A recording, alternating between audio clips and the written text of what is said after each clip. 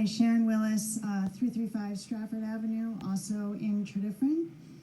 So the question I have is, on the other side of these lots are Tredyffrin residents.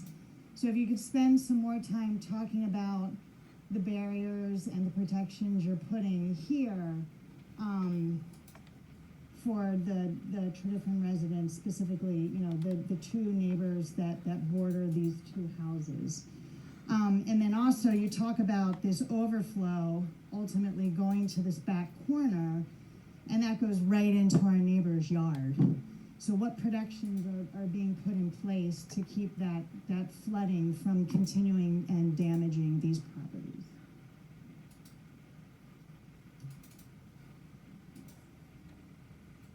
So our stormwater systems are designed to completely collect and infiltrate the 100-year storm event for this area. So previously, where runoff from these houses, as well as our project area, would run across these lots, we're now able to collect that through inlets on these lots and the road itself. So now we're not going to have runoff that leaves this site across these lots. Well, the Emperor's going to need lots of new clothes with this plan. The overflow I mentioned is just for, you know, cases where the 100-year storm is exceeded and the systems would not be able to handle that. And again, we're not altering any drainage path. That is the low point on the site. That is where this runoff would have gone prior to development. So we're not going to change the drainage path, but we are going to greatly reduce the runoff that goes to that point.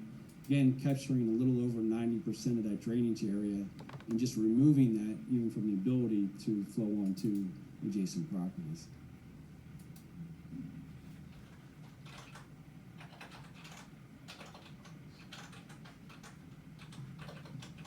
Any other public comment? Come on up.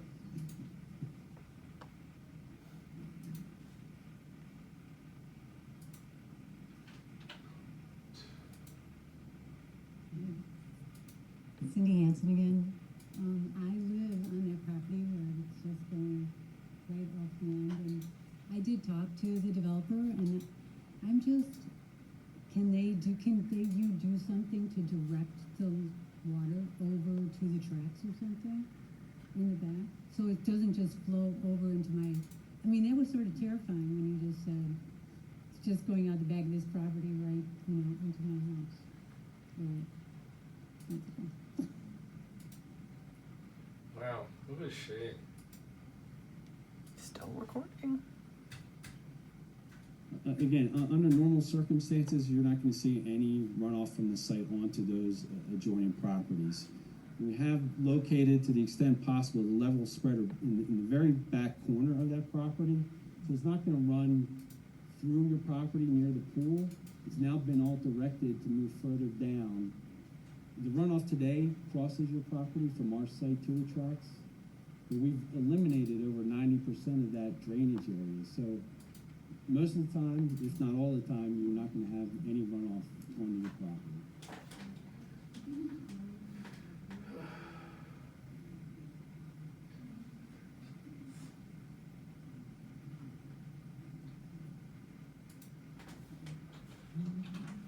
It didn't really flow to my property until they cut down all the trees on my property to make a meadow. That's when it started really flowing a lot, and the erosion, you've seen it obviously underneath the fence. I was just wondering if you could do something that would direct it more, to the Radnor side. Well, what we also have done is elevated lots 9 and 10, so that the runoff from those lots is directed away from the property back towards the cul-de-sac. So you don't have that entire swath of land draining through your property. It's now cut off by the cul-de-sac and the other stormwater, the inlets, things of that nature. Right, but there's also a lot more impervious surface, so. Which we're collecting and managing on the ground rather than allowing it to run over the surface. Okay, it's just a little terrifying. It's a lot terrifying.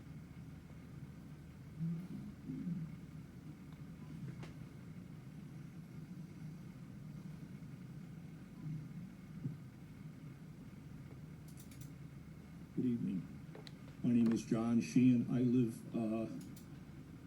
on a property adjoining the Strafford office building. The back of my house backs up to that parking lot. And I have two big concerns. First of all, and both concerns are equal, I walk around our neighborhood.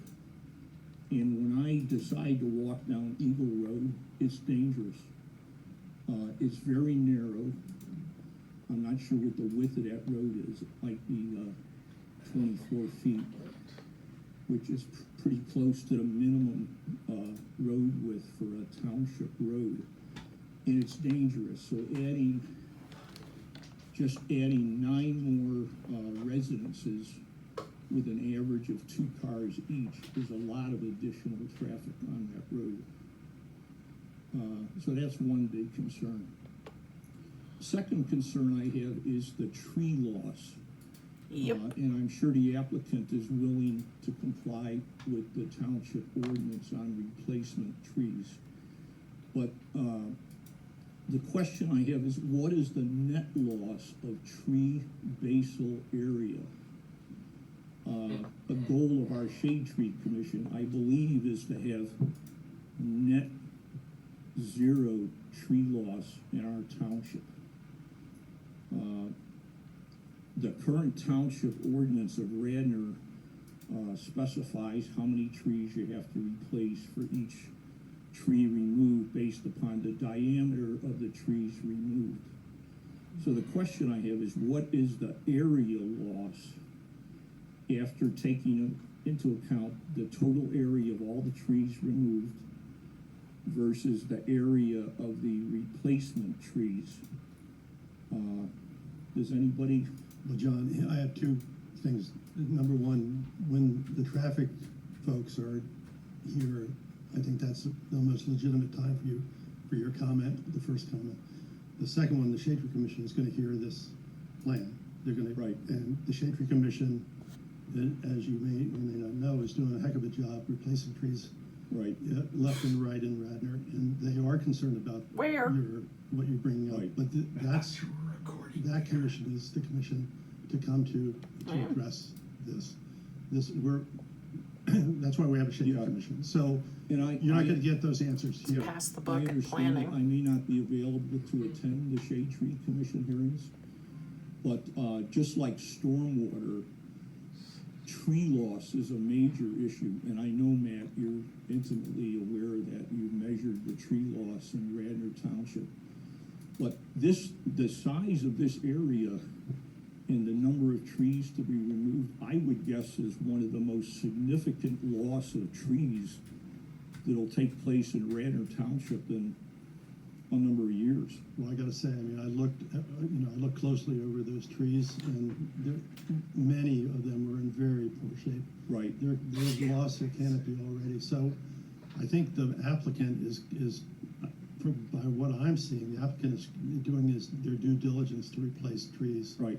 So Are they willing to replace enough trees to come close to a net 0 loss? That's a question that if you're not there, I'll be happy to Okay. ask on your behalf. All right, thank you. Yeah, thanks, John. Is there a schedule available showing the trees to be removed with the size of each tree? I believe that exists. I'm sure it does. Steve Schreiner's walked us through it on Shade Tree, but that was the previous plan. So Right. this is a whole new presentation. Okay, would it be possible to get a copy of that schedule? It'll be on YouTube. Okay. The night of the meeting. All right.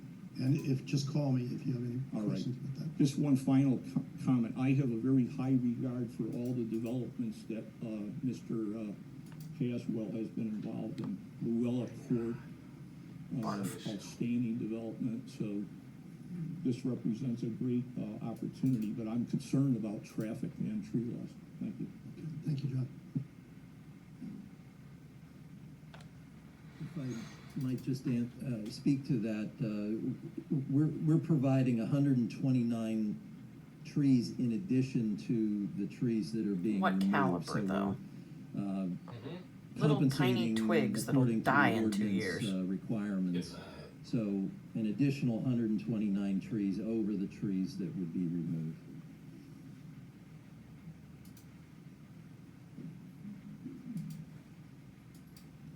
Good evening, I'm Jennifer Peckett, I live at 3 Madison Lane in Wayne, and I'm the HOA president of the 115 Strafford Avenue, the 11-unit townhouse development. And my question is regarding the proposed new sidewalk, which is basically, I'm delighted there's gonna be a sidewalk there in front of those other 4 houses. My question is, who is going to be responsible for maintaining and plowing it, snow removal? Because our HOA, we maintain the sidewalk and remove the snow, and I'm just curious if that would be the same. And along those lines, I don't know if the developer has an answer to the question, when the HOA, when the developer's done developing and all the houses have been sold, is the HOA going to be administered by the residents, or is it going to be professionally administered? Thank you. The HOA will maintain the sidewalks, and it will be, the board will be the residents, but they'll hire a professional management company to manage the HOA.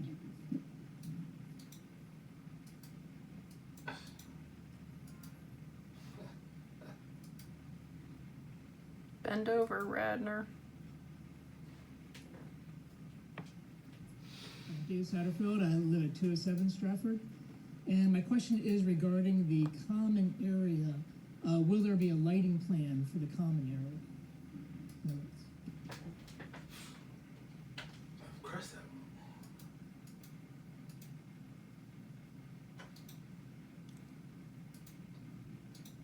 Any further public comment? Seeing none, Colby, given that I have reservations about not having the traffic study presented, what would you advise the next step to be here?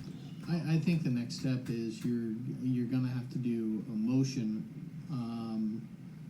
I think that you're gonna have to probably do the waivers first. I would do that in one motion, or if you wanna do them individually, you can, but if you believe they're all gonna do, I think that there was the 3, and then there was maybe a partial. And I don't think the partial was on the was the partial on the review letter.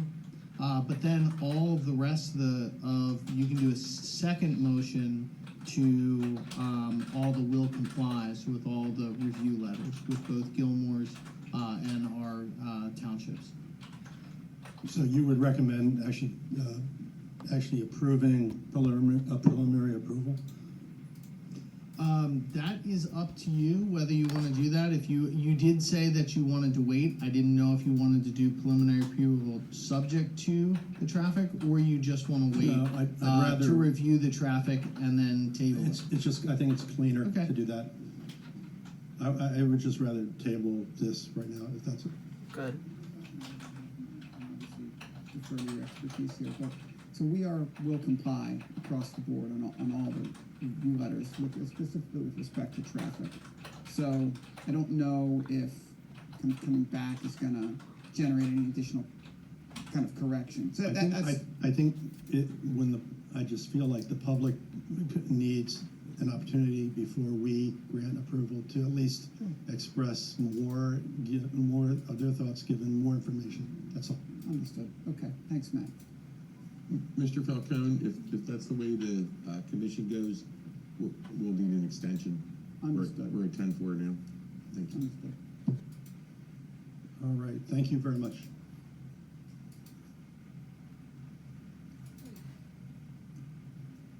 The last agenda item tonight is